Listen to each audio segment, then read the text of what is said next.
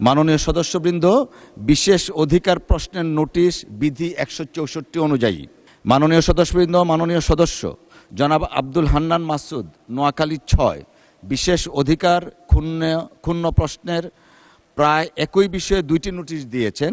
তিনি তার নোটিশে উল্লেখ করেছেন, বাংলাদেশ জাতীয় সংসদের একজন সদস্য হিসাবে আমার জান, মাল, সম্মান এবং মর্যাদা রক্ষা করা মহান জাতীয় সংসদের দায়িত্ব বলে আমি মনে করি।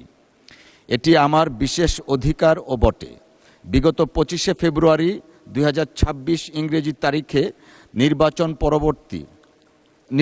পূর্ববর্তী ও নির্বাচন পরবর্তী সহিংসতায় ক্ষতিগ্রস্ত পরিবারকে দেখতে গেলে আমার গাড়িবহরে আমাকে হত্যার উদ্দেশ্যে সন্ত্রাসী হামলা চালানো হয়, যার প্রতিবাদে জামায়াত, এনসিপি সহ বিভিন্ন রাজনৈতিক দল বিবৃতি প্রদান করে।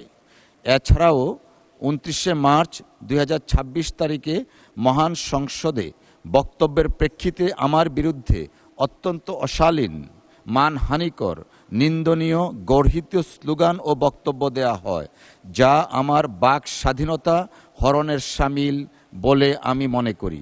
অনলাইনে বারবার আমাকে হত্যার হুমকি দেয়া হচ্ছে। মাননীয় সদস্যের উত্থাপিত বিষয়টি অত্যন্ত দুঃখজনক।